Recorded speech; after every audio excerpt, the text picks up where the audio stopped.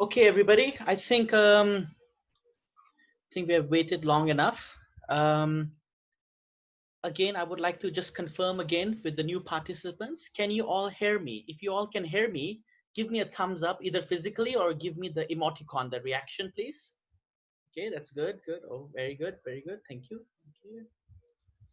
Lovely. Fantastic.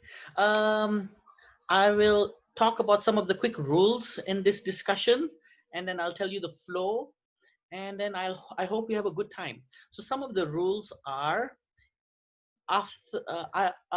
no politics, no bashing anybody, okay, no vulgar language, okay. Try to mute your audio while the session is going on. After I have stopped talking, if anybody either has a question or wants to share their opinion, just give a thumbs up or raise your hand and then unmute yourself and then discuss.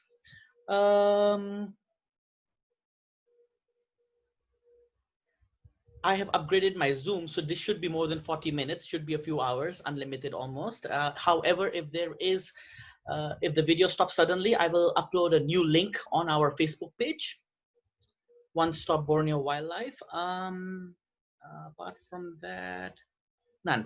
Okay, so the style, what's going to happen is I'm going to do a quick poll after this.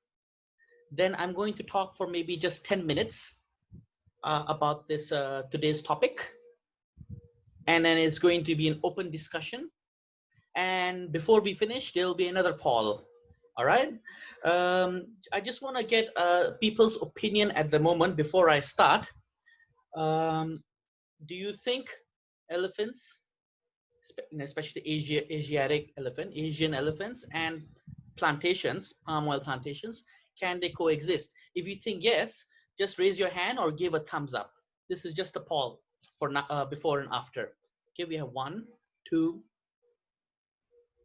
1, 2, 3, 4, 5, 6, 7, 8.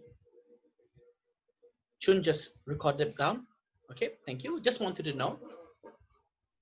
There's another page also, Chun. You can look there as well. Oh, okay. All right. I'm going to share screen now.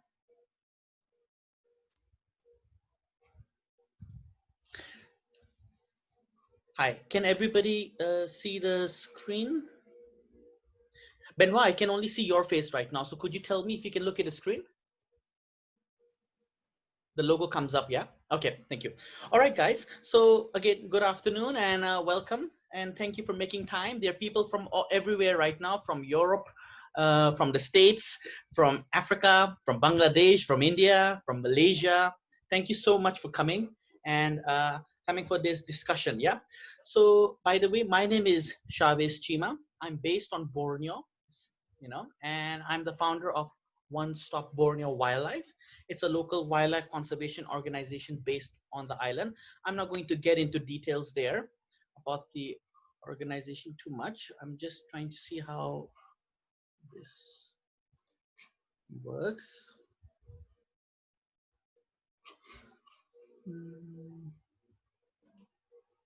Okay, that's where Borneo is. For the people, some of you, if you don't know from Europe or the States where Borneo is, that's the island in red. Okay, so I just want to talk about palm oil plantations and Borneo elephants and Asiatic elephants. So as you all know, there are elephants living in Southeast Asia and Borneo. They live in rainforest, they live in open logged forests, they live in plantations as well.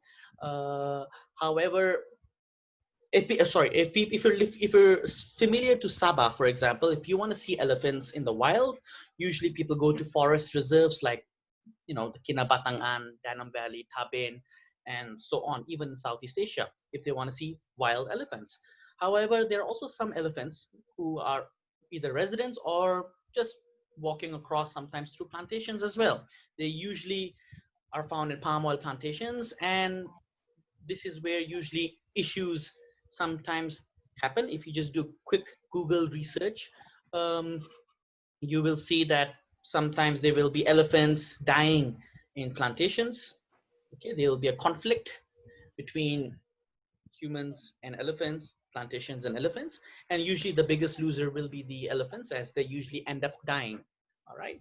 Now, I don't want to get into detail again on the background history. I'm just stating the facts.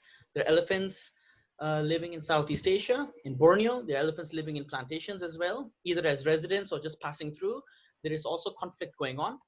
Okay. Now the question is, and the discussion today is, how can we mitigate, or how can we make elephants and plantations either coexist or reduce the damages by elephants, or reduce the killings, basically. So in Borneo, in Sabah, we are working, our organization is working with a commercial plantation, and this commercial plantation has around 60 to 80 elephants in their plantation. They are in the they're usually found in the softwood plantation, in the palm oil plantation, and they also enter their wildlife corridor section. So in the last 3 years, we have started a project with them. What we do is we work with local societies, local travel companies, okay? And the plantation welcomes volunteers, tourists, and so on to come and watch wild elephants.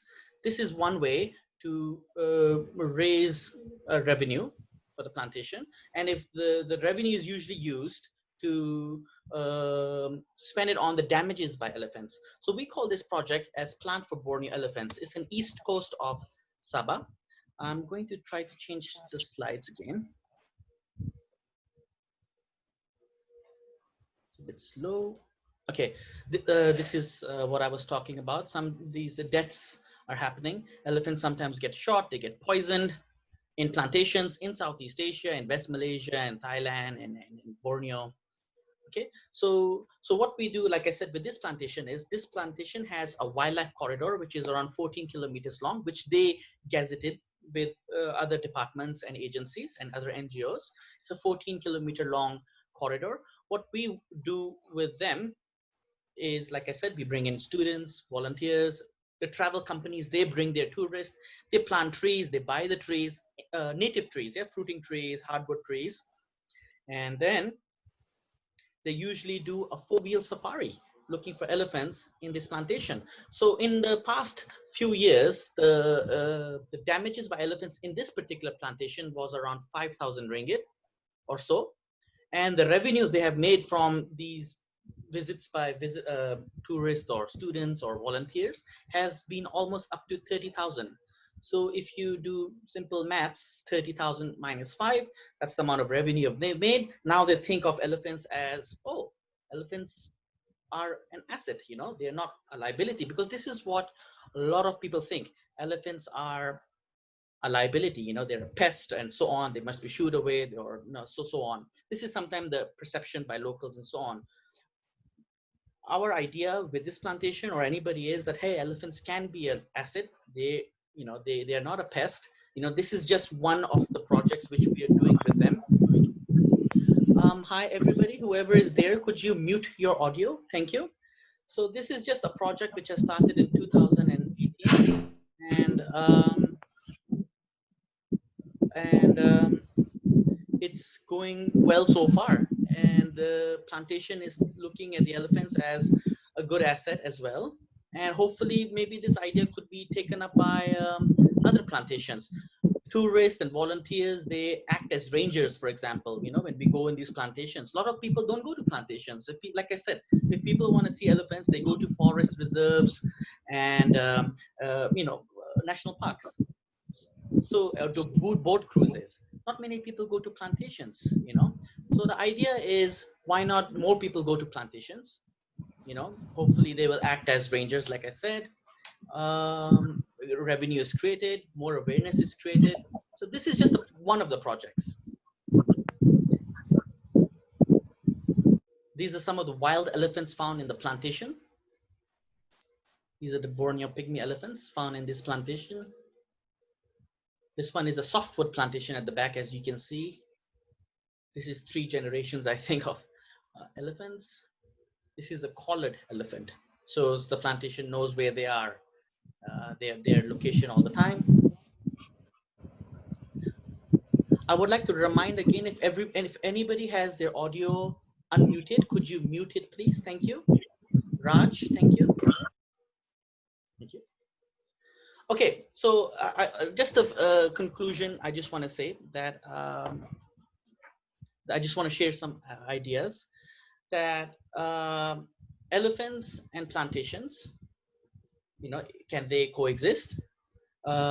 Some people say we need to plant more grass, for example. This is why I put Napier grass over there. There are some organizations, researchers, experts are saying that we need to plant more grass in plantations so the elephant can eat the grass more, and hopefully they will not attack the young palm, which is what they're looking for, young palm.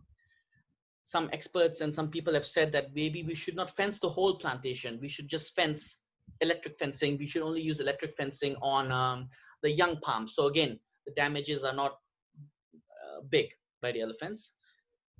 Tourism is another way. Tourism is another way. It's just not the only way, just another way, a small way perhaps. So there are a lot of ideas given by people that elephants plantations can coexist if it's done right. If you do, let's say, grass planting, selective electric fencing, tourism, more enforcement, and so on. These are just ideas given by people, and I just wanted to throw in some of these ideas to you all. So yeah, in conclusion, all I just wanted to share was that in the past, people have said that elephants and plantations cannot coexist. They are they're a pest, and there's just no way unless the government maybe does more enforcement and more fines. But then through experience by different organizations and people, it is possible if you do, let's say, like I just shared, selective fencing, tourism, or grass planting, Napier grass. And these are just some of the suggestions given. Now, I'm not on anybody's side. I'm just sharing some of these projects which are happening in experiences by other people. So, and just now, like I said before the discussion started, only 8 people raised their hands, I think, who said if elephants and plantations can coexist. So I just wanted to share those examples, some photos. Now it's basically an open session. If anybody wants to ask a question or has an opinion, wants to share that, hey, they can coexist and this is how, or you can say, no, they can't coexist, this is why, or anything. Now you can raise your hand or unmute yourself and introduce yourself, and you can share. Anybody would like to go? Yes, Ludmila, could you go first? And then Ethan Wong. First, Ludmila. Thank you. Thank you. Thank you for the presentation. It was really interesting. My name is Ludmila Osipova. I work in the NGO, an environmental NGO in Berlin, in ICCT. We just find a different way of making transport around the globe more green. And I did my dissertation on the elephant conservation, my PhD dissertation, but I work in Africa and Kenya. They have very similar problems to yours. Like, besides they don't have palm oil fields, they still have a lot of human-wildlife conflict areas, and a lot of things that you work on, they also try to solve those problems. And my question was, first, do you guys have any ongoing countings? Like, do you count elephants in this area? Do you know the population size?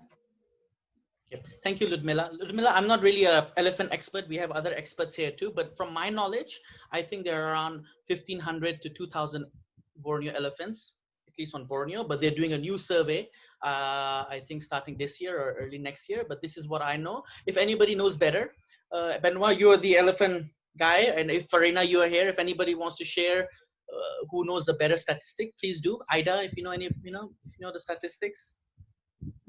The reason I'm asking it, because I think, coming back to our main topic, is that if elephants and palm oil plantation can coexist, I think there is no choice we would have to find a way them to be coexisting in the future, considering that, especially in this area in Southeast Asia, and considering that how much more interest different countries have to the biofuels and those kind of things, like the palm oil plantation are going to be there. I think it's a fact. We will we should of course try to regulate it better and try not them to be expanded that much. But I think this is the reality.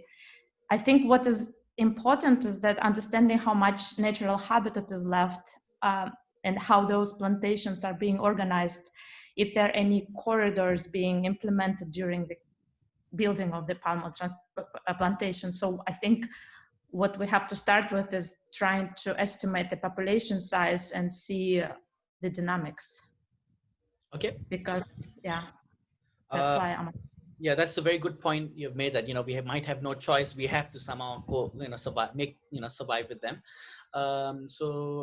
Good point there. If anybody else wants to share or answer, Ludmila will be good. Ludmila, another thing which I've heard from people is that elephant population has been quite consistent in the last few decades on Borneo. It hasn't really gone up so much or gone down, but I've heard this. Again, I'm not too sure. There are other elephant experts here who could maybe either confirm that and so on. But yeah, thanks for sharing. Ethan Wong, if you could unmute yourself and you can say something. And then Jerry. Hello, hi, Hi. So,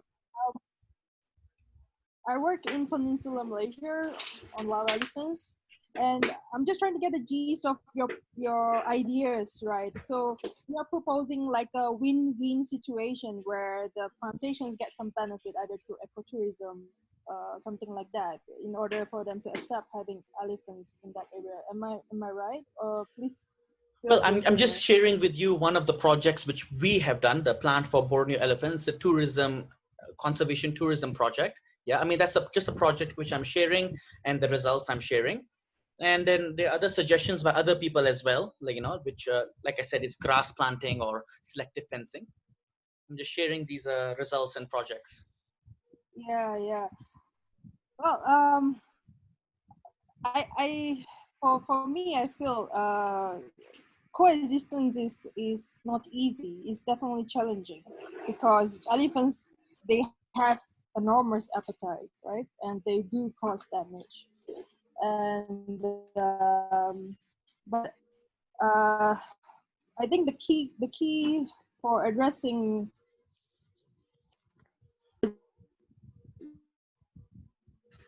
level tolerate the situation and how we can find ways to mitigate the damage up to a level where the plantation can accept. Yeah, so we first of all, the plantation needs to accept that conflict will occur. It will happen if you have elephants cutting, roaming around. But there are ways for you to reduce, the damage up to a level where they can accept it. And also in terms of acceptance, because conflict, it has many factors, many other social, psychological factors as well you need to consider. Yeah, that is my opinion that I would like to share with everyone. And I have here some of my team members, Ida from SMW Plantation. I'm not sure if Ida, would you like to say anything?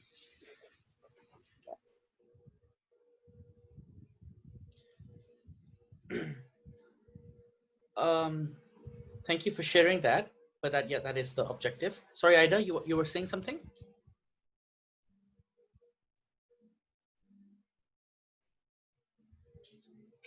Ida, we can't hear you. Do you want to type, Ida, maybe, if we can't hear you? Anyways, for all the new people who have been here, who are just admitted, earlier on, I gave a very short presentation on a project which is happening in a plantation on to reduce elephant and human conflict and financial damage. So some of the suggestions is to reduce the damage which is given by elephants in plantation. One is through tourism, bringing tourists or students or people in plantations to do wildlife safaris, like you do in reserves, and use that money to maybe that's a revenue for the plantation. So they think of elephants as assets, and reduce the damage, selective fencing, selective electric fencing, and planting more grass. That's one of some of the suggestions and projects which are happening at the moment. Sandeep, just a second before you go, maybe Jerry, you can go first as you raised your hand.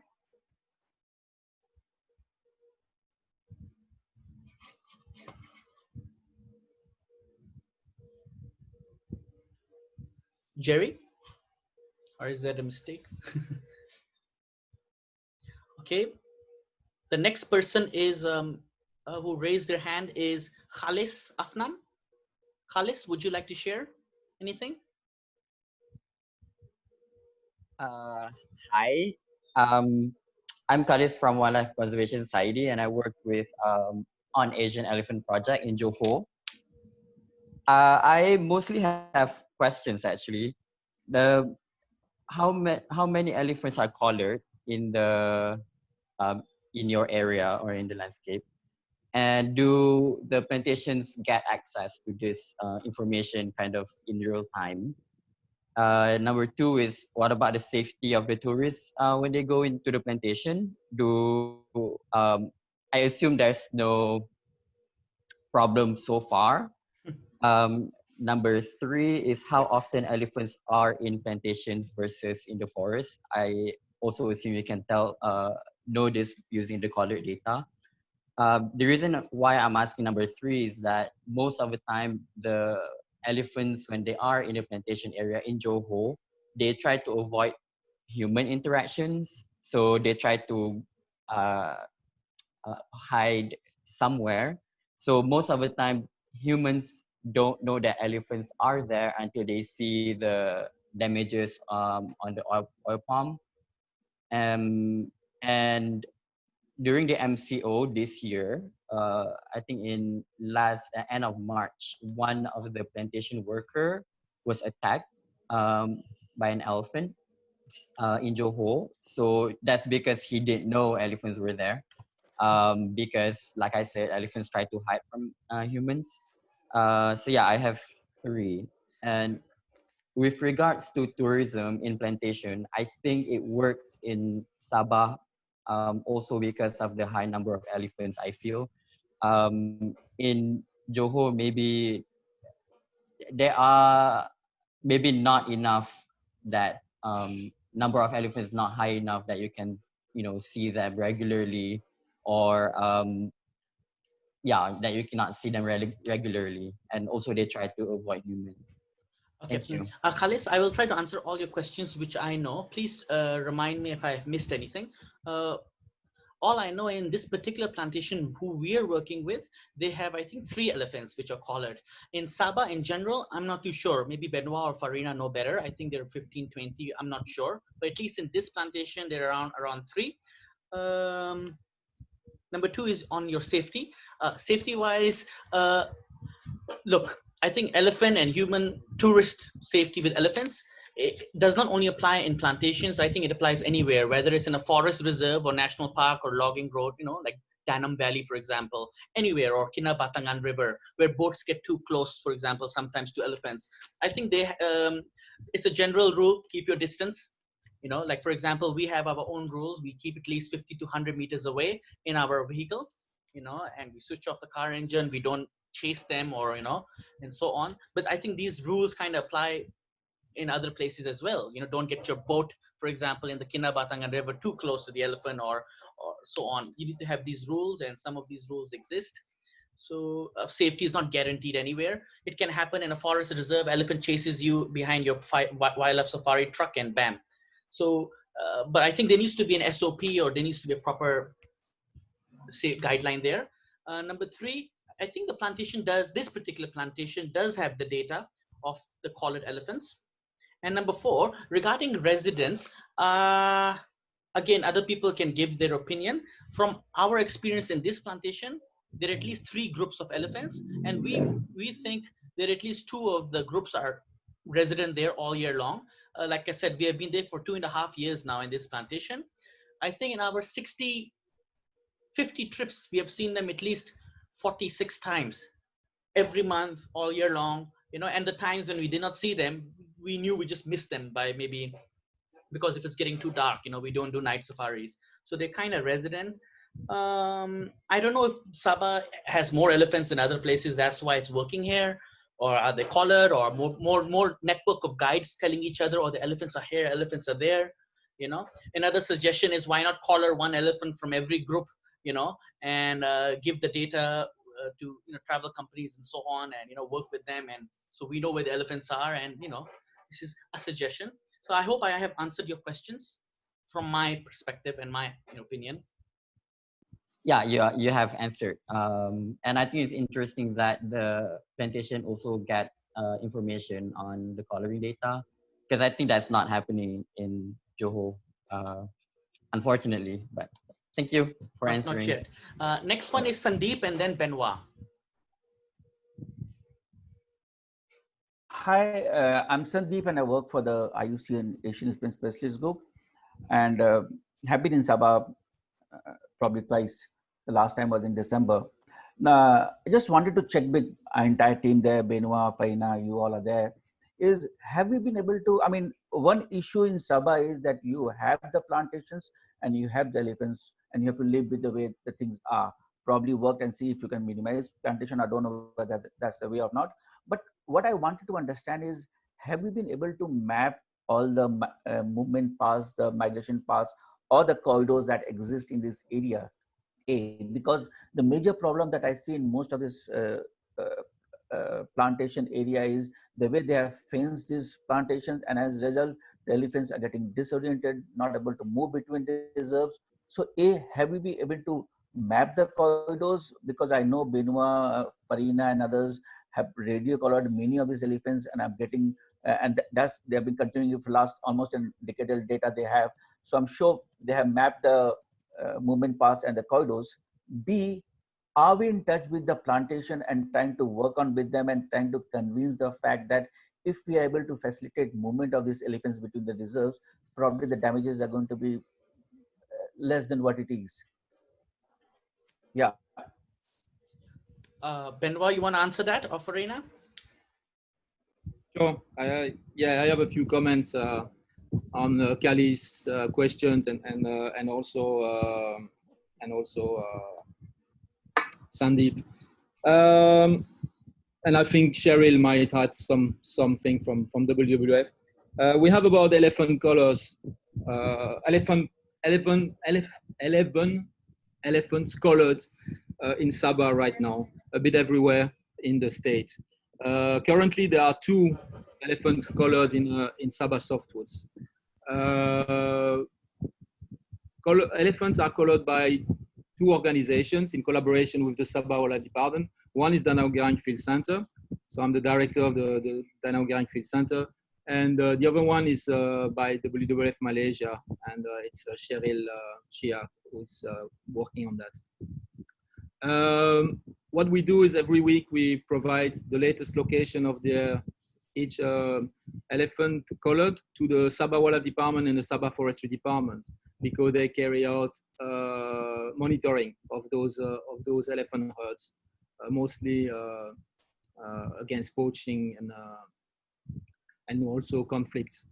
As far as I know, what maybe Cheryl will say more about, but we don't provide the information to the plantations. I mean, that's at least in Danau Gering Field Center, we don't really do that. We don't provide information to the tourism operators, and I think it would be a really bad idea personally. To respond to Sandeep's question, yes, we have looked at migration and at movements.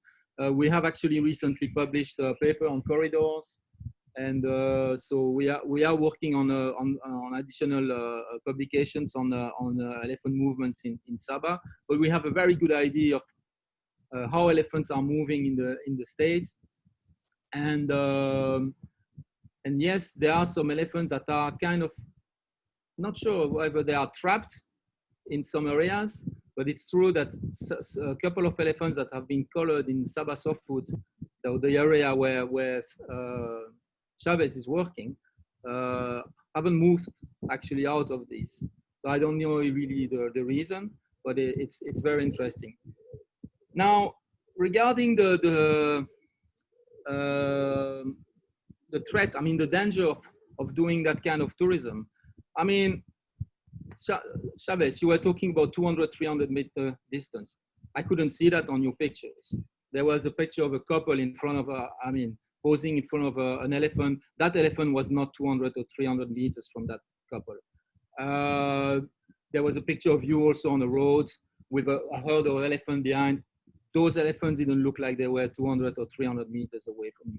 So I really think, and you mentioned that, and I think it's really good, that we need to come up with a strong SOP for that kind of tourism. Because, you know, and especially the car one. I mean, using cars to go close to elephants, I think is, it has could have a side effect. It could also, you know, like elephants can get habituated or can get used to being close to cars. Hunters are using cars as well. We have hunters here with machine guns, and we have elephants who have been shot, one shot in the head, very close, along roads. So I wonder if actually those elephants were not shot from a car. So I think that there is a danger here of using safaris, you know, like in Africa, in Sabah. But that's something that can be discussed into, and you know, if we could easily have a working group working on I mean, on SOPs, but I really think that we need to look at that before going further on this. That's it for me. Thank you, Benoit, for your very useful input. Dedra, we will go to you in a second. Benoit, thank you. I think you're right. We need to work on a SOP of some sort. And you know, I had a word with Mark as well regarding this. Maybe we can talk about this privately later. Everybody, could you please mute your audio, Farina and Shahira, for a second? Sure, No, sure. Shahira, thank you, thank you. Benoit, I just want to talk about the pictures, for example. You're right. There have been some times where at least my pictures, for example, with elephants, I've been very close. That's me. I was not with people there. That was my personal session. And the visitors, for example, in the picture I showed you just now, where they were so close to the elephants, we were actually planting trees and they just happened to be there. We didn't even know they were there, and suddenly, you know, it came from nowhere. Regarding your thing on the habituation part, that could happen even boats, for example, in Kinabatangan River, or it can, you're right, it's happening in Africa, it can happen in Borneo, it is happening. The question is, what do? Do we just stop everything, or do we just increase enforcement and so on? So these are tough topics. And regarding the data part, where you said that opening the data to the tourism companies is a bad idea, I think if it was done with selectively and carefully with wildlife travel companies, for example, I don't think it's a bad idea. I think it's a great idea, and it's been proven already with one plantation. The plantation is making money and they're doing a good job, and you know, the enforcement is better there. At least they're trying, and the money is there, you know, and they view elephants as assets. So of course we don't just want to open it to everybody, you know. It's we have to be very careful in these things. So I just want to say very good points by you. I think you want to say something back to this, and then we'll go to Dedra and Cheryl. Just wanted to add something, that one of the hotspots of elephant deaths is actually Sabah softwood. I don't think Cheryl will contradict me, but it's one of the hotspots for the past 5 years of elephant deaths in Sabah. There are two other hotspots. It's Kinabatangan, it's Plantations, and then also in Telupit. But the third hotspot is actually Sabah softwood and surroundings. So just want to add that. Very good point there too. You know, like Telupit and Kinabatangan and Sabah softwoods. These are all three places where there are either a lot of tourism companies, a lot of researchers, or none. Like Telupit, there are not many travel companies either, or a lot of researchers. So you know, it's different demographic or different players in each of these places. So this is a very good point you have raised there. Thank you, Benoit. Dedra, and then Cheryl. All right, so hi, hello everyone, hello Chavez. I just joined this like 15 minutes ago. I'm so sorry being late. Anyway, I have like few questions from especially the villagers that badly affected by the presence of the elephants and stuff. So they are trying to say that some of the existing palm oil plantations that were with fencing, like electrical fencing or something like obstacles that to prevent from the elephants to go in, the elephants are pushed to some other way, something like bottleneck. Maybe you can switch off your video so that your voice will not break up so much, Deirdre. Okay, all right, thank you. Sorry, I'm just this is my first time using this Zoom. Anyway, I'm so sorry. Yeah. What happened is that when this fenced palm oil plantation area, which everyone knows, elephants love to go to the palm oil plantation area, especially with the young palms. So it pushed them to the way where sometimes can leads them to a place with people, like a village. So what the villagers are trying to do is they're trying to just to protect their crops and stuff, but at the same time they're afraid to be attacked. So these situations will lead some of the people, they try to poison the the elephants, or might be like killing the elephants with shooting. And sometimes when the elephant died, it creates another intention to the people that they're trying to detask the elephants and trying to sell because of the demands. So I'm just asking if there's any way to prevent all of these things, because in reality it's still happening out there, not only for the elephants. Another example is like the pangolin stuff. Even though we already tried our best to create awareness, like these animals need to be protected, but it's a shame that unfortunately some of the locals are still trying to make money out of it, and they don't even care about the awareness. So yeah, that's all my question. I really appreciate any answers. Thank you. Thank you, Dedra. I mean, that is the objective of today's session. And Ludmila, we'll go to you after this because you want to answer her. But that is the thing, you have said it yourself. Economic reasons are sometimes the incentive for people to kill these animals. So how can we, counterattack that as well? But yeah, Ludmila, how would you like to answer Dedra? Thank you. Yes, thank you. I just want to say that we had similar situation in Kenya, where the big electrified fences were around like big agriculture areas belong to the government, and then in rural areas, all the local people suffered from the elephant raids. And one of the solutions in this area was using beehive fences. I don't know if you heard about it. There is a big project led by Dr. Lucy King. They put beehives around like smaller agriculture area, and elephants have a tendency to avoid it. And they have quite a good results. And also like they involve local women in the honey production. So it's kind of win-win situation for the local communities. That's all from my side. That's like one of the possible temporal solution. Thank you. Thank you for that. If anybody wants to answer, Benoit has said beehives have been tested in Sabah and it does not look like working. Sad face. Okay. Before we go to Cheryl and Farina, or if anybody else wants to answer, I just want to summarize again so far for the people who came in a bit late. We were just talking about if elephants and plantations can coexist, and if yes, what are some of the ways. So I just shared earlier on, and other people have shared some of their opinions. For example, one is through selective electric fencing on young palms, napier grass planting, tourism money in plantations, for example. These are some of the suggestions and ideas and projects happening at the moment. I just want to summarize for the new people. Okay, we'll continue maybe with the next person. Cheryl, would you share? Thank you. Hi, evening everyone.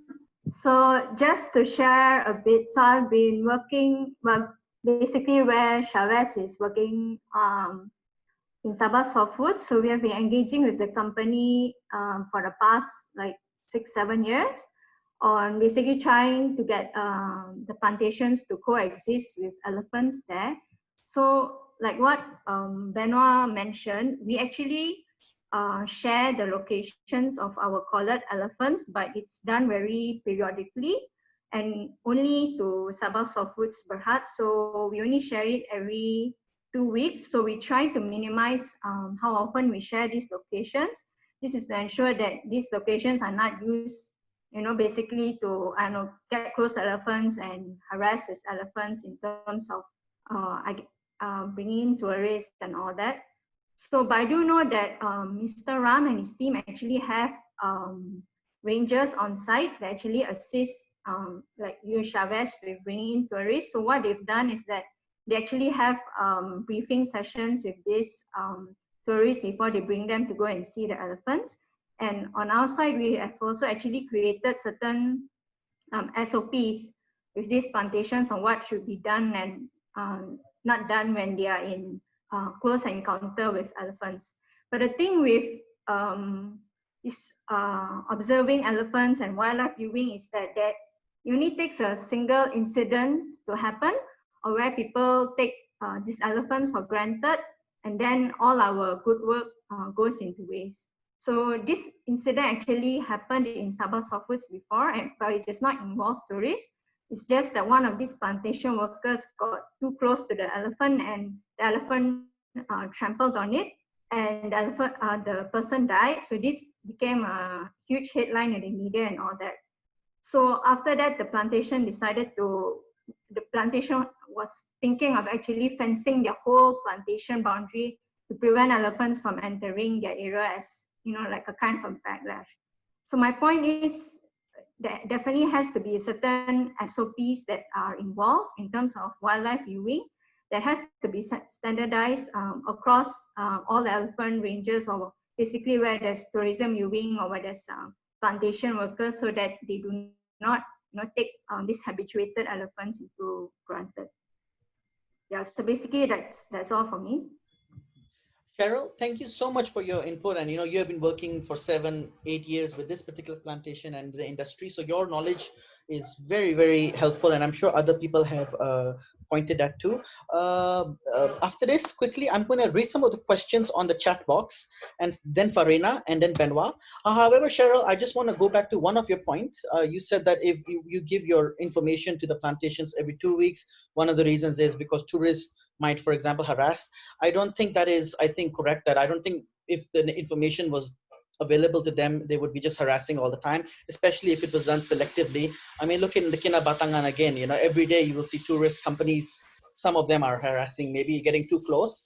And I think that's an issue over there as well, which we have to look into. That's why we need an SOP or some sort. So I agree with that. Before Farina and Benoit, just want to quickly read one of the questions. I'm wondering how many organizations are working with plantations once the animals are located. Maybe a question for the group. Okay, I don't know this answer.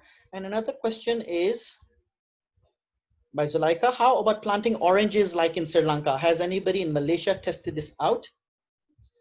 And by Mark, with the current COVID-19 pandemic, where the tourism industry is on total halt, how do you sustain the ecotourism initiative, tourism dollars for conservation, you have mentioned earlier, to be able to really support the protection for the landscape reforestation for the elephants within this plantation? Very good, thank you. Anybody would like to answer those questions first before we go to Farina and Benoit? Just unmute yourself, please, and talk. I would like to answer the question regarding, I'm sorry, I introduce myself. I'm Rupan, by the way, a veterinarian working with Wildlife Rescue Unit. We do a lot of translocation work. So I would like to answer the first question regarding, I heard the Sri Lanka Elephant Project. Yeah, I've heard of it. In fact, recently I had a student talking to us regarding doing that in Malaysian situation, and she's a DBM student from UPM, and she is actually conducting the study in captive elephants in Kuala Ganda actually. But based on our retrospective, not a retrospective study, but a very anecdotal data, our captive elephants that we have, they eat anything. It does not have to be citrus. They eat anything as long as it is sweet. So we have tried, we have actually fed lemons, oranges, and a few varieties of oranges.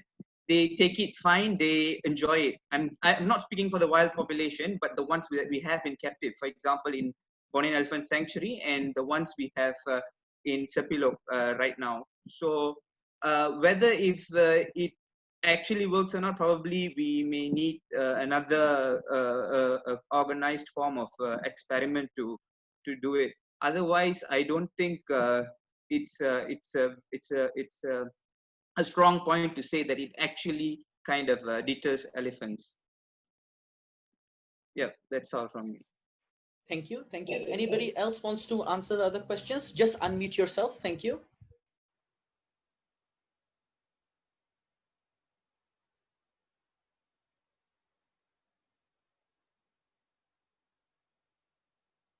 I will just answer Mark Lewis. I mean, it's not an answer, it's just a thought and opinion.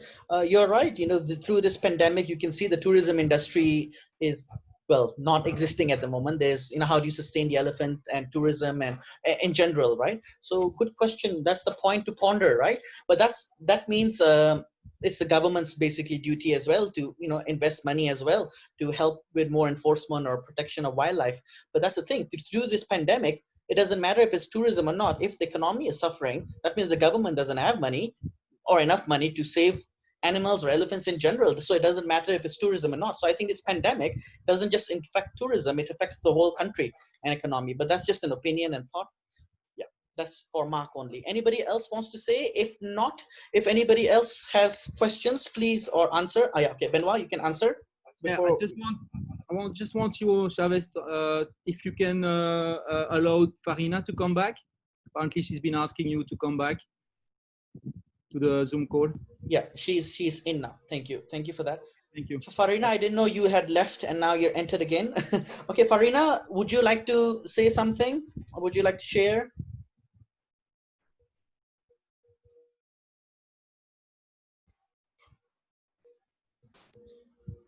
Farina, hello, can you hear us?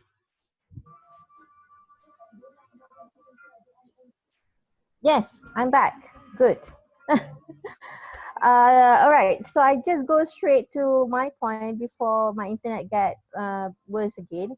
So basically, certainly to avoid human and elephants conflict, we have to give some value to the elephants, whatever way. And usually people will just go straight directly to tourism because people wants to get close, and it will give a good experience to people. But in the case of Sabah, I think personally, we still have a lot of gaps to fill before we can promote these to the industry, because what I can see from my experience that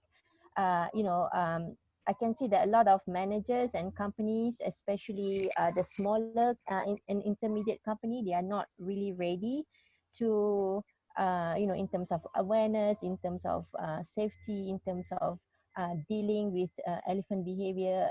They're not really ready. They cannot read elephants, kind of understands elephant behavior and stuff like this, which can eventually could cause incidents, palis. Another thing, I realized that a lot of conflicts happen in a oil palm company that are very close to the forest reserve, which means it's very, very far away from the town and city and stuff like this. So I'm not sure. I mean, Sabah Softwood is quite close to Tawau area, which is good. But other places around Sabah, I mean, it's still very, very far away. So in terms of facilities and stuff like this, we have to think about that. And my main concern, like Benoit said, is the SOP. A lot of people are working on SOP, but until now we don't really see people using the SOP to when they are doing their tourism activities, which could be detrimental. We could alter elephants' behavior and stuff like that. And you know, another thing I would like for all of us to think about coexistence. You know, coexistence. Even when you give a value, when people get money from seeing the elephant, it doesn't mean those um, benefit goes to, you know, people who really need it. In this case, the smallholders. You know, we ask them, do they want to do tourism? They say yes, but who's going to help them? Who's going to write proposal for them? And you know, they are the problem is usually the elephants that came into that visited uh, plantation are usually, you know, bull or single male group, so it's not very big group. So that's one, you know, one of my concern again. So it's potential, but we need to be very careful before we promote this and before we put this as the, you know, attraction to create coexistence should comes, you know, we should believe in coexistence not because we get benefits or because we get profit out of it, um, but yeah, does if you can, so do you hear me or not? Oh, I'm not talking to myself, right? No, we can hear you. We can all hear you, Farina. Okay, good. Okay. Yeah. Okay, so Farina, thank you so much for your input. Again, after this, we'll go to Cheryl and then whoever wants to share. Farina, all I can say is that you're very right. Again, you know, a lot of these companies and small holders, they're not ready yet. So this is why, again, we need a proper system and SOP. And, you know, again, we can discuss about this further, maybe later privately with the other interested people. But I have to say one thing. I don't think, first of all, Sabah Softwood is not very near town. It's at least 2.5, 3 hours away, depending on what kind of car you have. You know, I think if there are elephants in a palm oil plantation and the chances are very high to see, it doesn't matter where it is. I tell you, there are companies and wildlife organizations, they will go there. I mean, look at Malangking and Telupedian. These places also have elephants.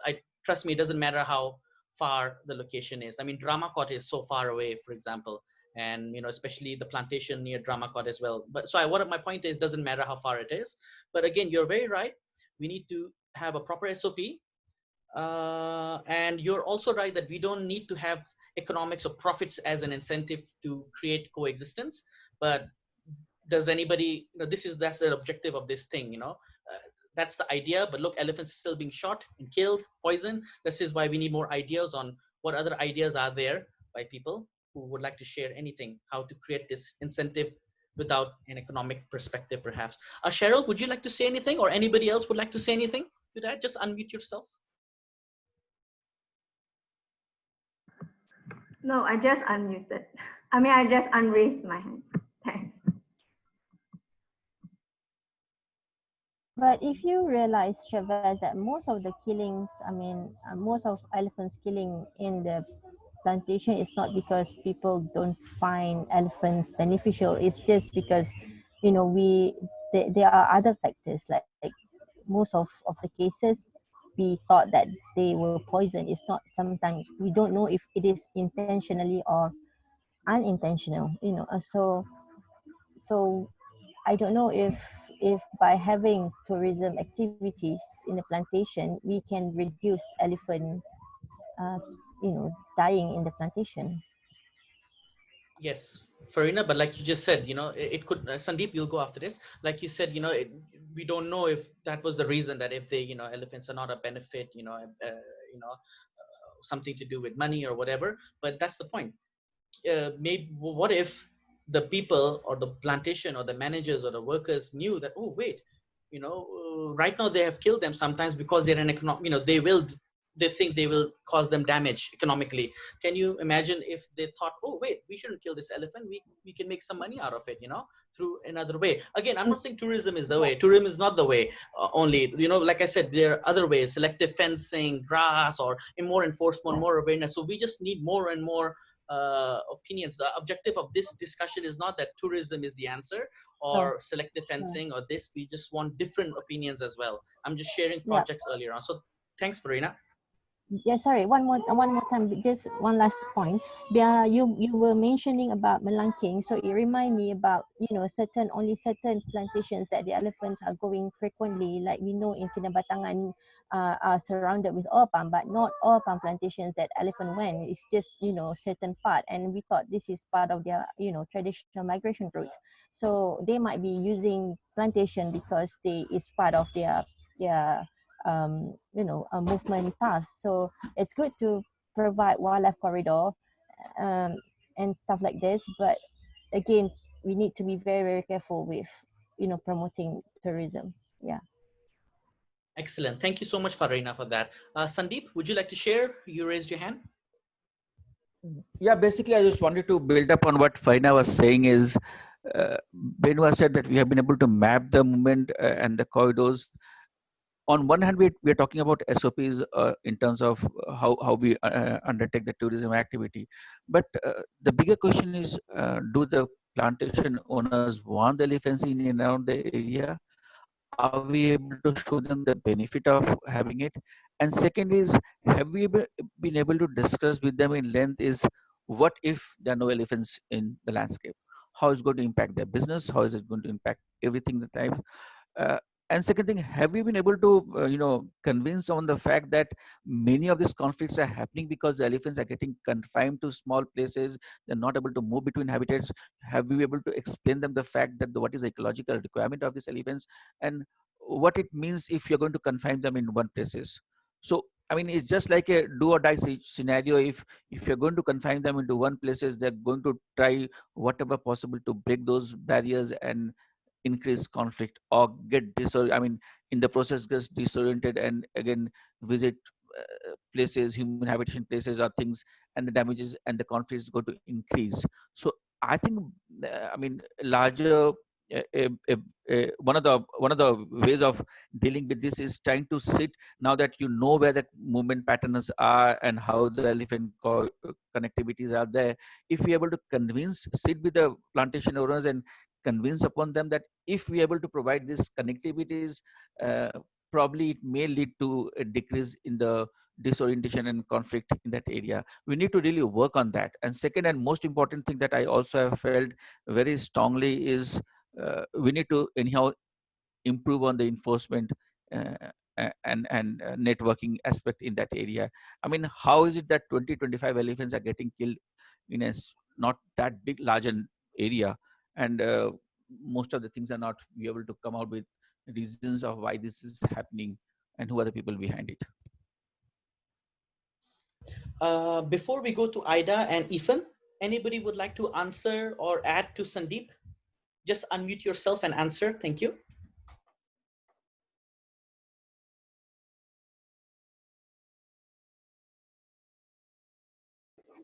Hi, sorry. Maybe I'd like to add on a bit.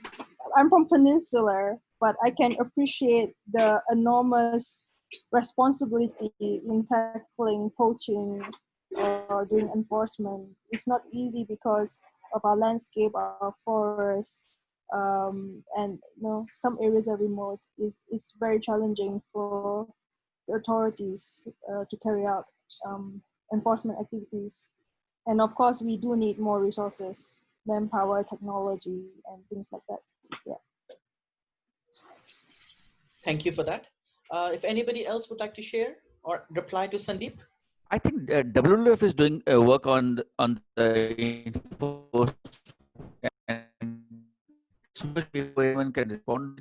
Is it more of a poaching incidents or is more of a conflict scenarios and just to get rid of the animal and the conflict animals are being killed? Just wanted to have a perspective on that too, if anyone can respond. Thanks.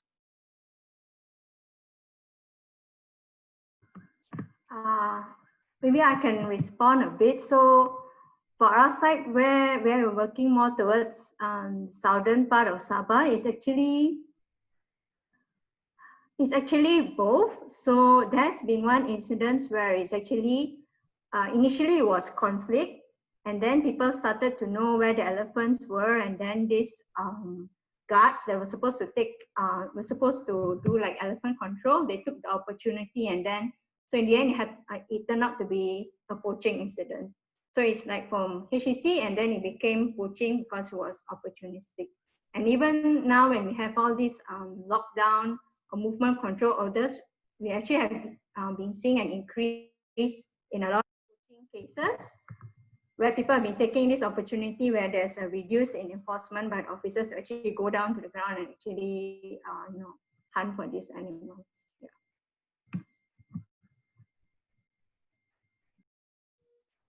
Thank you, Cheryl. Anybody else would like to reply, Sandeep, or add on? Okay, maybe we can go to Ida, as you have raised your hand. Thank you.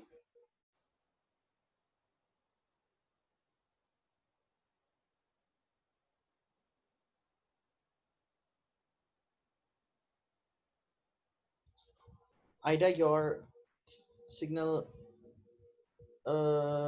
is very bad. Maybe you can type your question or statement, and we'll go to Ethan again. Ethan, you want to say something?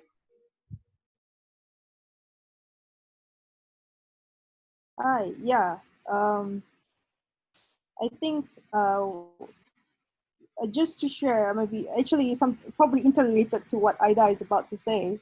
On Ida did her master's together with me in Nottingham, and from during her master's, she actually collected data from Samdabi Plantation.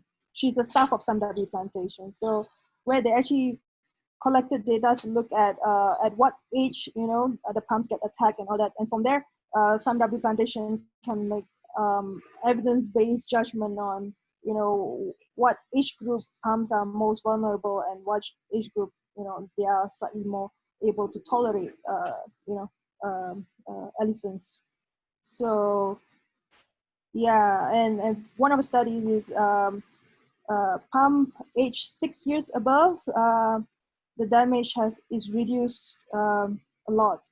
So 99% of damage occurred for palms below 6 years old. So, but then we had to be careful because at some estates, they recorded damages for trees 18 years old, 9 years old. So it actually depends on the location as well. So it's not a blanket, application you can apply to all plantation. It has some local aspects to it that we still need to unravel the reasons why. Yeah, I think landscape approach is a possible way forward to look at this. Yeah. That's all from my side for now. And Ida is typing at the chat box over there. You're Yeah. still typing, I think, Ida. Ida said Yeah. as plant. So basically,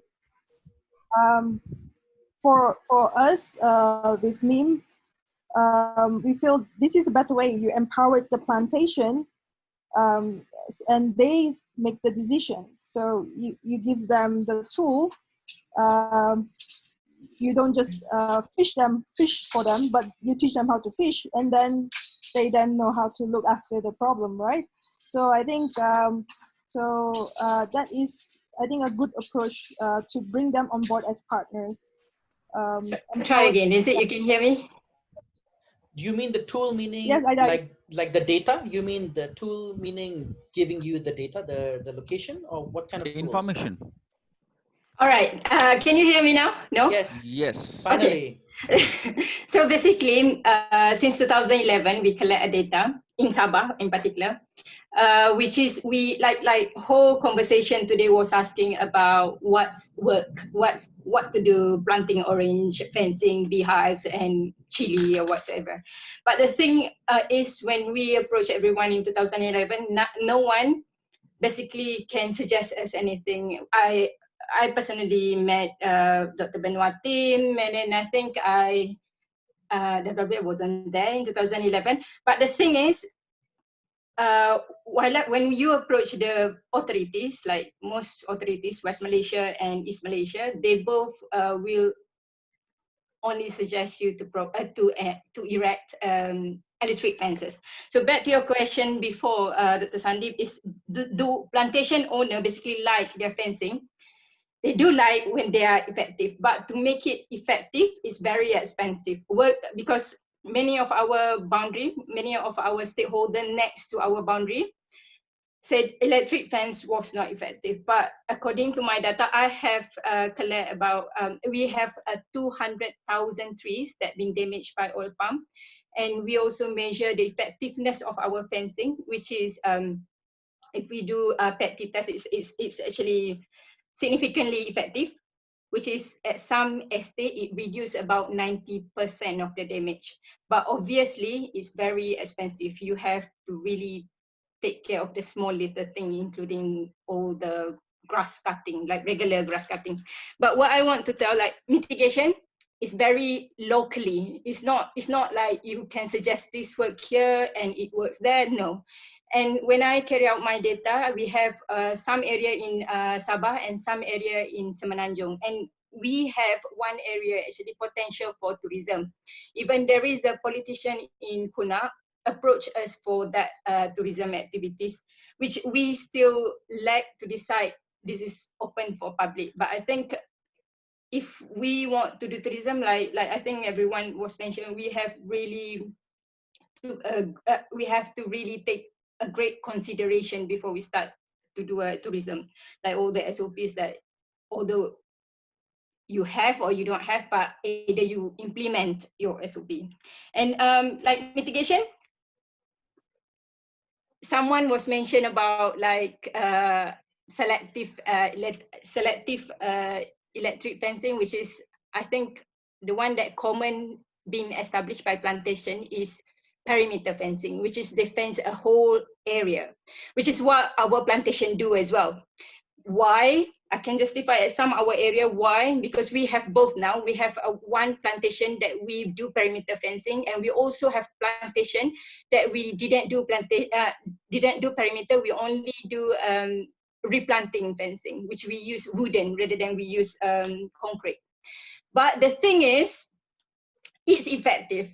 So basically, plantation like it, although when we told everybody else it's not effective, with us it's effective. And if we look at our every plantation, they have a replanting program where every year they have plan for replanting. So from my data, it shows below 5 years, 97% is going to be damaged. So if you have a Ferrari and you know people will steal your Ferrari and you're still not guarding them, so you have to expect that your Ferrari will be stolen. So it's the same concept. If you have a scientific based data that mention below 5 years, it has to be protected. So this is the area that we protected. And in next 5 years, like in Kinabatangan area, we have like until 2021, until next year, we have replanting. So we will still holding that fencing until we make sure every of these trees over than 5 years, then we can start map out which area is the area that's safe for elephant to just moving rather than eating the palm. Yeah, okay. So that's for mitigation for Samdabi. And we basically, why we stop listening to everyone's suggestion, because now we quite understand our conflict. In Kuna, otherwise, we have a problem where we see there's lots of tree being damaged, not just for eating. And then we understand now that actually because there is a group of elephant, they want to access to the mud pool, the volcanic mud pool for Salt Lake. But due to our because there's no awareness for patrolling, how to do patrolling. So our team basically just patrol, just chase wherever. So the elephant become angry and they tend to damage bigger tree. So we now try as well to educate our patrolling team to bring the elephant to the area that they want to go and just get them in that route. But that thing, we didn't do much yet because we don't have more data about this. But the area where if you want to bring tourism, that would be a very good potential when we can map out the route to, because this elephant, the one that came in Kuna, is basically from Sabah Soput. When I met Cheryl as well, when I see one of the caller naming, I can see the same elephant basically travel from Sabah Soput through Ulu Kalumpang to Madai Baturong. So basically it's the same group of elephant, which they go there just to assess for the salt lake. And there is one paper basically mentioned those days in Sabah, they used to have a lot of elephant eating this salt lake of Makpul in Kuna area. So my summary, in order for you to mitigate elephant in the plantation, with oil plantation, you have to understand your conflict locally. Don't bother people suggest, it's not like don't bother, but unless you understand your problem, then you can listen to the mitigation. It's not like somewhere out of sudden come to you and say, do this because it's work. It won't work unless you understand, because we learn from our experience. We actually have a data that we never analyzed before, but when we analyze now, we quite clear which area that they come for eating, like for the yampang, and which area that they actually come for something else. And it's just to assess the salt lake, not come to damage our oil palm. That's it. I hope. Yeah, this is the weird thing, right? When you finish talking, everyone's still staring and you don't know they listen or not. Okay. So Ida, that was a fantastic, long, well elaborated explanation. Thank you so much for that. And I think that gives a very good explanation. And I hope other people now can give their opinion. My only opinion is regarding the Kunak guy. Maybe we can talk about this later. You know, from our experience, maybe we can share with that Kunak guy who wants to work together on this. And I think your best answer, at least what I remember, I can remember, is that we have to know the localized conflicts, localized problem. Yes, we have all these options on the table: electric fencing, tourism, grass planting, enforcement, blah blah blah. But we have to look at the localized problem and see which one applies there, and or maybe all of them apply or none apply. You're right there. But yeah, that's what my opinion is for your discussion. Anybody would like to answer, Ida, or share anything? Just yes, Sandeep. Fantastic observation, Ida and Lee. Is my issue is how do we connect the scientific knowledge that you people are generating in the ground with the managers who are managing things? And you've given a very beautiful outcome is, rather than having an entire perimeter of the plantation to be fenced off, which is quite expensive, and in a high rainfall area with so much ground vegetation coming up, maintenance is a very tough scenario. So rather than going for the entire perimeter to be of the plantation to be fenced off, your research says that about 90 to 95% of the damages are the young ones, palm oil plantation of 4-5 years things. So rather than doing the entire plantation fencing, why don't we do a fencing for the younger ones, so that you are able to minimize the conflict and the loss, but on the other hand, you are also able to facilitate the movement of these elephants. Otherwise, I don't see much, hope of how do you provide them a larger habitat to move around. So I think a lot of responsibility of people who are working there, especially the wildlife NGOs who are working in the landscape, is to bring the learnings from the research fraternity to the managers who are managing in the ground. Thank you. Thank you, Sandeep. Benoit?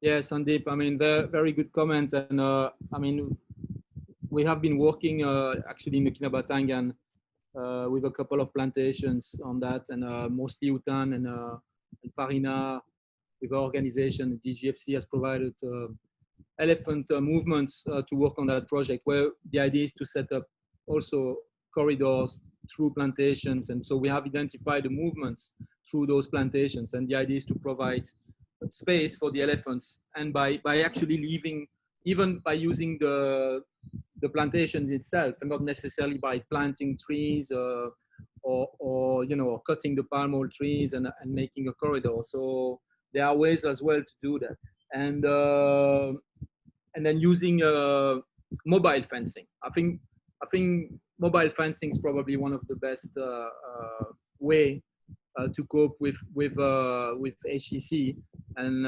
it is working in Melanking, and that's what they're doing. They are basically protecting the young shoots until it reaches a certain height, and then they open, and then usually the elephants don't really destroy the old trees. So there are ways, and I mean, different organizations are working on that, and well, hopefully a combination of a few of them can help. Yeah.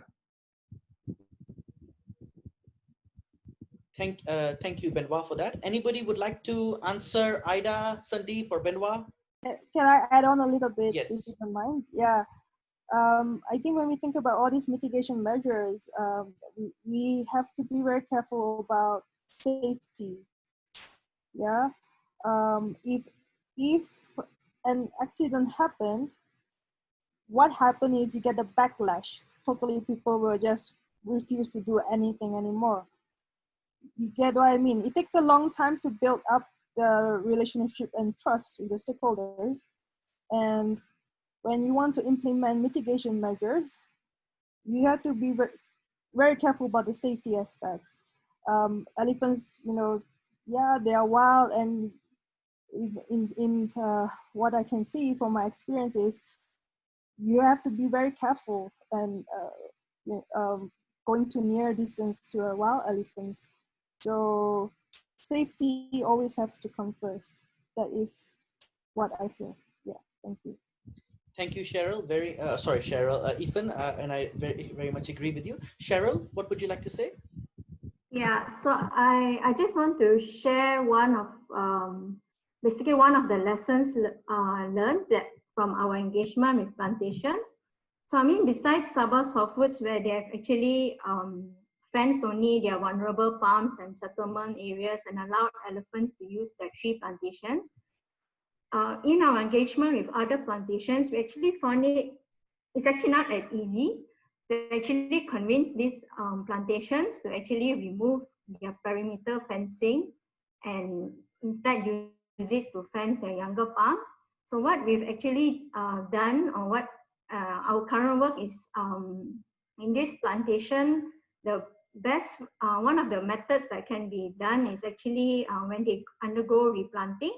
So when these plantations undergo replanting and when they harvest and chop down their matured palm trees, we actually approach them, and actually before that you have to start engaging with them.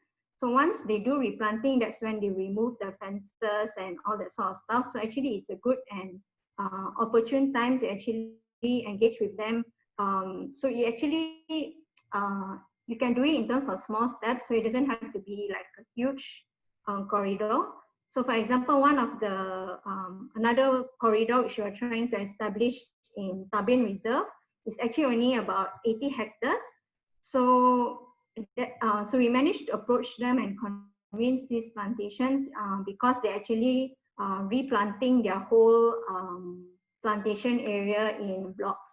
So it's more of what we can do as conservationists is actually trying to get their land use plans and understanding how they manage their plantations and replanting phase. So that will help in terms of, trying to secure connectivity areas. Yeah. Thank you, Cheryl. Mark has commented, is anyone doing any work to mitigate human-elephant conflict within palm oil smallholder landscape? Larger plantations might not feel too big of an effect if a few acres are lost, but for smallholders, this can be a huge economic loss. Maybe you can share the work that is being done to get the smallholders to coexist with the elephants.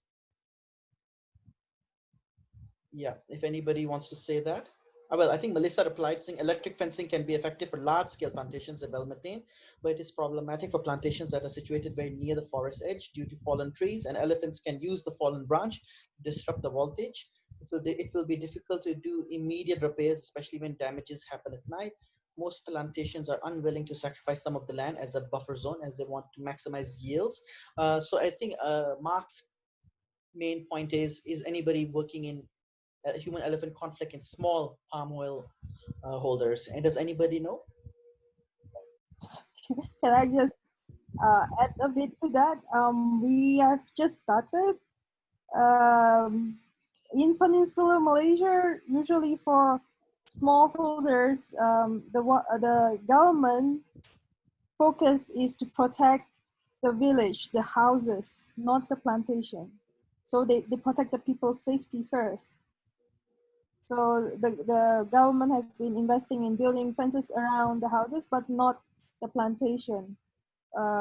So I cannot say much yet about our work. So far, the things that we have done is mostly perception of farmers towards electric fencing and things like that. So hopefully I'll have more to share in the near future.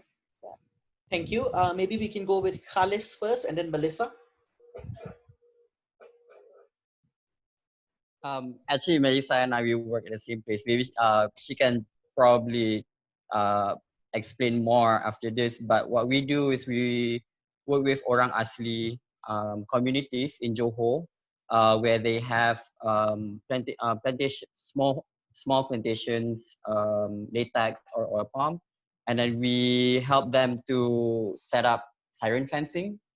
So it's not, it serves as a early warning system. So when elephant comes into their orchard and they hit the fence, then the siren will sound, and then they will wake up the farmers, and then the farmers will go in and chase away elephants. So that is one of the projects that we do still with local Orang Asli communities. Melissa, do you want to add on to that? Yes, hello everyone, I'm Melissa. Yes, to add on to Kali's points earlier on, can anyone hear me? Yes. Okay, we started experimenting with the Siren Fence project in Kampung Peta back in late 2009, and to see how does it works, whether villagers could actually use that as a tool to help them to reduce crop damages. Because if they hear the siren, they'll be able to wake up from sleep instead of staying up the whole night to guard their crops. So when they hear the siren, they wake up and chase elephants using spotlights, carbide cannon, or negate kind of noises to chase away elephants. So the problem for most of the villagers is because they are unable to know when elephants enter, and when the siren fence placed at a certain point in the field, they are able to know where the elephants actually enter the which point of view that they come in from. So they know all the elephants are coming from this area. So I know where to go to chase the elephants out. So this is a second useful point for them.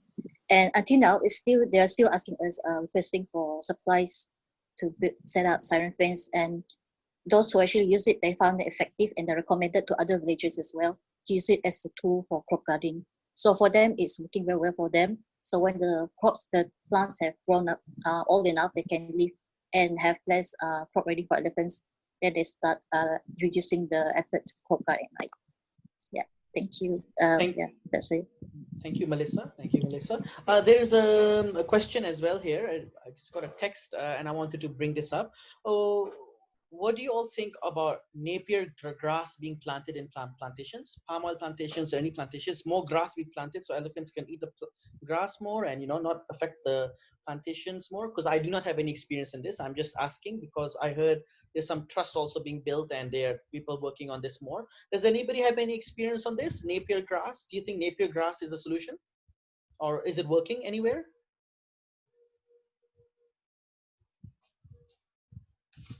Melissa, did you raise your hand again? Sorry, Melissa. Sorry, about the Napier, my only concern is at what rate will you be able to plant it fast enough for elephants to consume them? Okay. Hi, Cheryl here. So maybe I can share a bit. So Sabah Softwares has actually been planting Napier grass. So Napier grass in a sense is actually, elephants are really attracted to Napier grass, but then from what I understand is that it's not, I guess, sustainable long term, because once an elephant goes and then it feeds on it, then it just gets wiped out. But actually, I think more of the concern would be because Napier grass is an invasive species. So I guess in plantations, since it's an alienated land, it's okay. But what about planting napier grass in forests for elephants or for other browser species like bunting and all that? I don't know. I would like to hear some points of view because we're actually having a lot of the issue here in Sabah. So. Thank you, Cheryl. Anybody would like to add on to that? Yeah, I would like to ask the question. I mean, what's the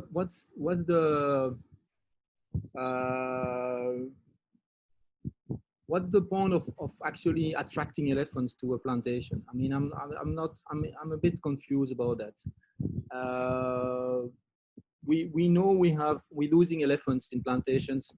They get poisoned, whatever. Well, whether it's intentional or not intentional, could be accumulation of chemicals in the body because they are eating and eating and eating in plantations. They're eating the grass in plantations. They're eating also palm leaves, and they're also drinking water in drains. So they are accumulating certain poisons, and there might be some problems, with that. So I don't really understand why. I mean, the interest of planting food for elephants in plantations, to me, it's something that I don't really understand. So, well, maybe someone has a has a good reason, but I would love to hear it. Thank you, Bedwa. Anybody would like to answer? Hi, can I, Yes. sorry, can I add on to what Benoit said? So one of the projects you are doing now is we go to a lot of plantations and then look for elephant signs at the perimeter so that we can kind of see where elephants roam. So maybe we can gauge some sort of migration route in the plantation area. And we sometimes do see areas where elephants totally do not go versus area that elephants frequent very, very often. And these areas where elephants do frequent is basically good candidate for corridor because they use those areas anyway. But then the next question is, what is a corridor? We ourselves, we are still thinking about it. Do we plant trees? Do we just leave it as it is? Do we stop the plantations from putting on barriers if those areas are corridor? We not sure, and we also don't know how big of a width suffice for a corridor. Those are still the questions that we have. And even if I go check on papers to read on more to get more information, there's not really one answer that fits all. Like what Aida said, is a local problem, so you have to investigate local solutions. That's one. And another thing is, if you are interested in siren fencing, that if you can go to Wildlife Conservation Society, WCS Malaysia program, Facebook, and also Instagram. We have posted posts and articles on siren fencing. And siren fencing only works if the farmer sleeps nearby the orchard. If the farmers don't, then it does not actually work. Thank you.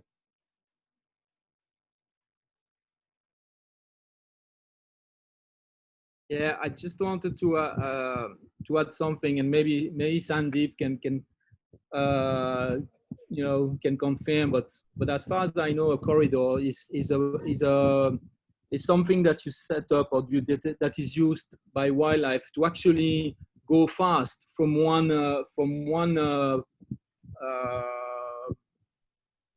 piece of habitat to another piece of habitat. It's not supposed that the species or the population is not, or the group of animals, it's not supposed to stay there. It's supposed to, they travel through that corridor from one area to another. That's the idea of a corridor. And if you start having food and then what's the point? They will just stay there in the corridor. And I feel that it's something that is happening in Sabah softwoods. I mean, I've seen all these elephants that have been tagged for now a couple of years by WWF, and most of these elephants don't leave Sabah softwood, although they can. So there must be something that keep them there. So I don't know. That's the question I'm raising.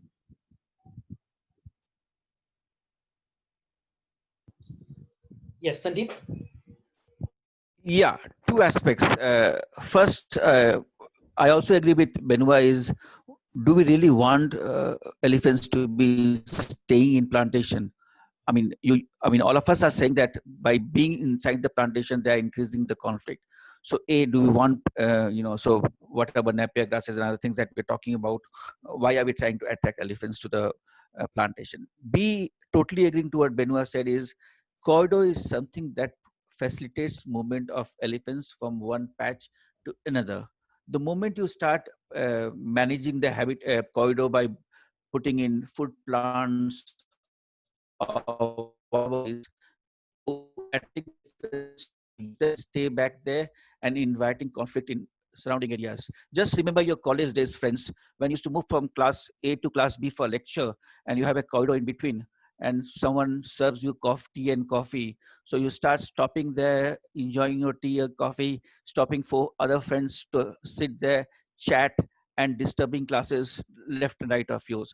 The same thing happens with an elephant is the moment you start providing resources for elephant to start enjoying and staying in those corridors, you are defeating the very purpose of having a corridor of moving between the habitat and increasing conflict in nearby areas. So corridor should be something that just provides a cover for an animal to move between patches and not providing a condition where this animal starts staying in this. That by that you are inviting conflict in this area. How wide should a corridor be is quite debatable, but as a thumb rule, it should not be less than about 500 meters, a minimum. It should be ideally a kilometer width is ideal scenario, but it should not be less than, I mean, looking at the movement pattern of elephants and other things, it should be a minimum of about 500 meters. And Khalis, if you want to have some more information about it, I mean, we have a Wildlife Trust of India has published a book on the corridors. They have identified the corridors in India way back in 2005. They came out with the first edition of the corridors in India. It's called The Rite of Passage Elephant Corridors of India. And then after a decade, we again revisited these corridors and have remapped the corridors and provided status of it. So that book speaks about what a corridor is, how a corridor should look like, what are the ways of looking at corridors, how it should be connecting the habitat, and then the various forms of corridors. Because generally when we think about corridor, we say it could be a linear structure connecting two patches. But if you look at in reality, the conditions in the ground, a corridor would have various forms of it. It could be a stepping stone corridor. It could be two corridors in a single landscape. It could be a linear things. It could be a foothills. In the foothills, the connectivity between the habitat. So just refer to it's there on the online. You go to the Wildlife Trust of India websites, wti.org.in, and in the publication you will get that book. That will give you a fair amount of idea of connectivity. Thank you, Sandeep. That is a very important, I think, interesting point and document, and even myself, I will look at that. Thank you, Sandeep, for that. Just one thing, Kat has commented. I totally agree with Ben. Also, when these plantations, when these elephants stay in plantations, they are getting toxic overload. What about providing a clean water source? The water they drink when they stay in a plantation for weeks is highly toxic. And Mark has said, what about planting napier grasses as part of forest restoration efforts in connecting wildlife corridors as a food resource when elephants are crossing through? This is for the landscapes that are fragmented, especially in places like the Kinabatangan, where space and food resource is a limitation with the elephant population there.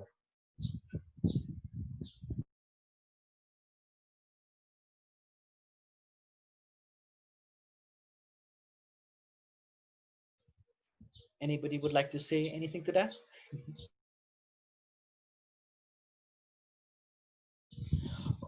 Okay, so Eh, yes, Just one Benoit. thing, maybe Mark, because he's got a lot of ideas and a lot of comments, maybe he can speak at some point, because I feel that it's always the same people talking here.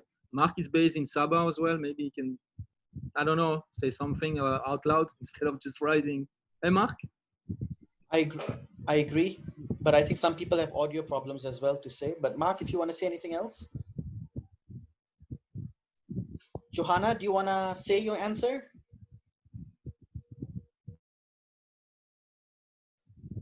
I find it very difficult to follow the discussion and read all the comments.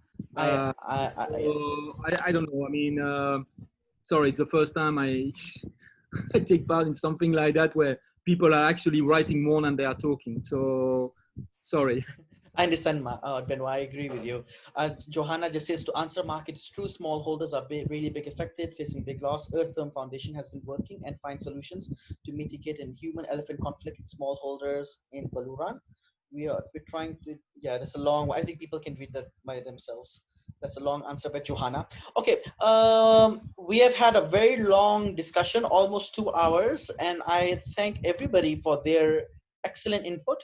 You know, we have agreed on a lot of things. We can agree to disagree. That, you know, that doesn't matter. It has been very knowledgeable and very good information by everybody. Now, before we finish, does anybody want to say anything? Any particular questions? Anything in your heart, chest there? Anything you want to add on? Something missing? Yes. Okay, Benoit, and then Kat. Yeah, I just want to raise something, Chavez, because if you want to go along that way of tourism involving wildlife, and it seems that's what you are trying to do, because on Monday there will be this thing on pangolin also in tourism. So I really think that you should try to get some science that can back up what you're doing. Because I mean that's going to be very important to show that actually you've got positive results, because you said in your presentation that you have some really positive results, but I mean, yeah, I mean that's a guess that you're making, but did you actually really quantify, and did really carried out some sort of do you have some scientific backup on this? I think would be really important to do that in the future. Just an advice. No, thank you for the advice, but I mean, could you maybe elaborate in the sense that what kind of scientific evidence do you want in this? Let's say we're doing a project like this, and let's say the particular plantation is very happy, you know, or at least that particular area where the people are working, the local people are very happy, you know, with whether economic results or seeing, you know, they're being educated that, wow, other people are coming to, you know, love elephants. You know, they also feel motivated by this. Are you saying we should do a survey, for example, you know, get the people's perspective before and after? I mean, is that, if you're suggesting something like that, that is a very good suggestion. Yeah, I mean, definitely. I don't think it's, we have time to discuss all that, but yeah, a social science survey would be probably very, very good. I mean, saying that people are happy because they tell you, I'm happy, I've got some money, great. But I mean, what's going on now with COVID? Are they unhappy? So, if you, because you're talking about, tourism that can solve, or that can potentially solve the issue of HEC and conservation of elephants. So I think you need to back this up with some scientific data. That's all. I mean, I'm not going to do the whole thing for you, but you need to think about it. Thanks, Benoit. Yeah, I agree with you. I'm not saying that's the way. That's the the $1 million answer to this. You know, there have to be many different answers, and I think, like Ida said, we have to look at the localized area and see what applies. So, anyways, great summary, great discussions by everybody. Thank you so much, everyone. You know, for your comments, for your discussions, and before we go, can I just just want to do another poll quickly before we finish. If anybody, the question is, after hearing this discussion from different people, do you think can elephants and palm oil plantations coexist? After hearing today's opinions, if you agree, just raise your hand or put your thumbs up so we can just count. Okay, 1, 2, 3, 4, Ooh, 10, 11, 12, 13, 14. Okay. Around 50, that's double than what we started, but okay, anyways, but I just want to say thank you so much. We'll try to summarize what we have done, but if anybody else has already written down all the points and summarized it, please do share. I mean, we'll do that as well, but if anybody has done it, you know, better than us, you can share it already. It will save time as well. Thank you so much again, everybody. I hope you all have a fantastic time in this COVID crisis, and we'll stay in touch. Please stay tuned on our Facebook page as well in case we do more of these discussions. For example, on Monday we have a discussion on is pangolin tourism a way to save the species, and then we have more. Please stay in touch and have a wonderful evening, and yeah, take care, everybody. Thank you so much again. Thank you, Thank you, Chavez. Thank you. and stay safe. Thank you. Bye. Bye bye. Thank you. Bye. Stay in touch.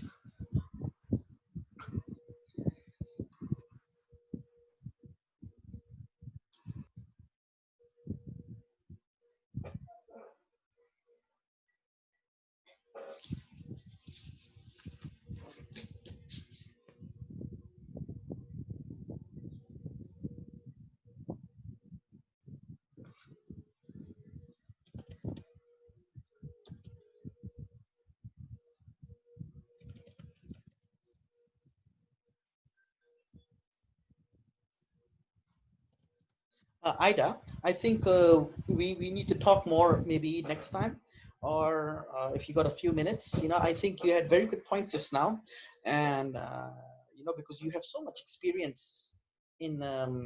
Can you hear me, Ida? Yeah, I can hear you, but do you want to do it here or you want to do it later? No, we can do it later. I just want to just ending it. I'm just saying I had great points, and I hope we can discuss it further later. And yeah, I hope we can collaborate further. You know, Yep, yep, and yep. that would be great. Thank you, Ida, for your input just now. Thank you for organizing, Chavez. You're welcome.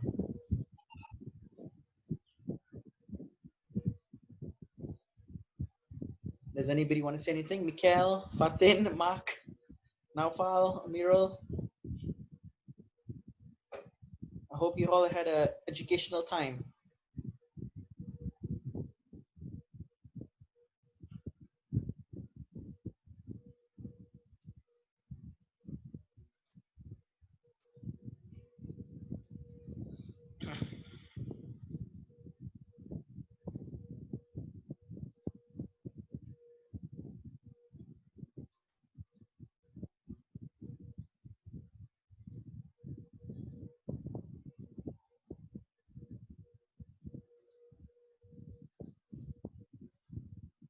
Fatin and Naufal, do you guys want to say anything?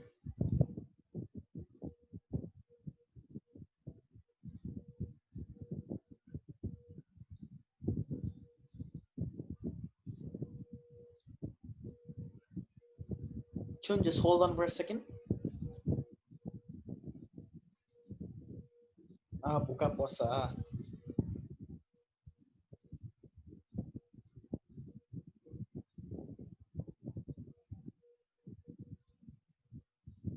I can't remove Mark.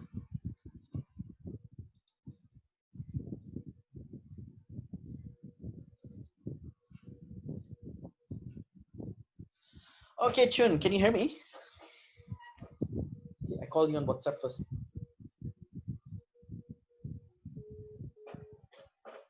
Oh, no, wait. We talk about it later. We're recording this. I call you after this.